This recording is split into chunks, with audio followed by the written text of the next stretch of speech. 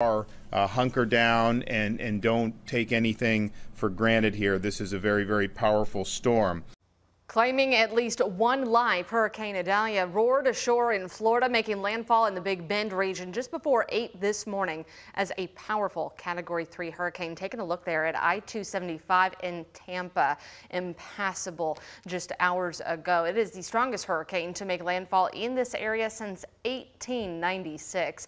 The storm is rolling across the Sunshine State as a Category 1 storm right now, leaving neighborhoods underwater. We have meteorologist Sam Gabriele in Alden, German, with us here at noon, tracking its path and the damage statewide. Yeah, that's right, Brooke. We are watching the latest right now on Hurricane Idalia as it's continuing to trek its way over Georgia right now. So notice the eye of the hurricane is making its presence known here in the southeastern tier of Georgia. It crossed that Florida-Georgia line about an hour ago, but still we're receiving big-time impacts from it. It's still a strong Category 1 hurricane. The wind is actually weakening a little bit within the past couple of minutes, down to 85 miles an hour. Now, the key with this to keep in mind, it's trekking northeast very quickly, but we're still going to be picking up very heavy rainfall and strong wind with this hurricane as it's still over land right now. There's actually a hurricane warning posted across the Savannah, Georgia area, the coastline of the Carolinas, all under tropical storm warnings, and it's actually projected to trek its way over the coastal areas of the Carolinas here pretty soon. By later this evening, it'll be a weak Category 1 hurricane becoming a tropical storm into late tonight and early tomorrow morning, and continuing to make its way over the open waters of the Atlantic Ocean, which will be good news by and large later this week. Alden's also in as well with a little bit of some more information on the rain totals associated with Idalia as well. Sam, obviously when you have hurricanes like this, you're going to see extreme rainfall, and the forecasts were for rainfall totals between about 6 and 10 inches in many areas, and that's what we're seeing here, especially down near Valdosta, Georgia, where around 9 inches of rain has fallen, and that's the highest estimated amount since midnight. These are 12-hour estimated rainfalls, but also where the hurricane didn't make landfall through central Florida and the Everglades, rainfall totals of about 9.5 inches expected there in several locations.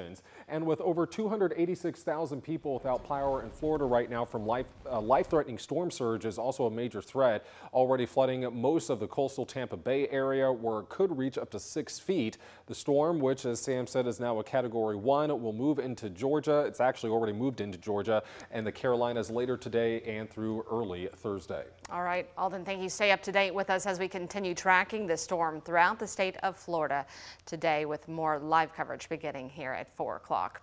Meanwhile, 2 major arrests in the case of a road rage incident that paralyzed a 6-year-old girl, now bringing the total number of people behind bars to 3. Today, Edward Sark was in court where his bond was increased from $50,000 to $100,000 cash bond. Shelby Bisconer was released on home incarceration. She was the second most recent arrest. Police initially made an arrest in the case, charging 33-year-old Jonathan Rivera with possession of a handgun by a convicted felon. Police said his gun matched shell casings found at the scene. We mentioned the 22-year-old Edward Sark of Clarksville. He's accused of actually firing the handgun that hit 6-year-old Onyx Sands last month. Police say one of his bullets hit her in the back. And then again, 33-year-old Shelby Bisconer of Louisville. According to her arrest citation, police believe she fired shots at the same SUV. This all happened back on July 10th. Police said 3 motorcyclists and the SUV got into some sort of road rage incident on 65 near the outer loop.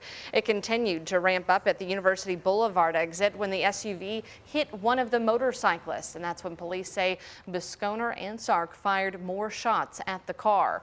When police arrived, they found a handgun on Bisconer and Rivera. Onyx suffered a severed spinal cord injury. She was released from Frazier Rehab about 2 months later, and we were there for the celebration.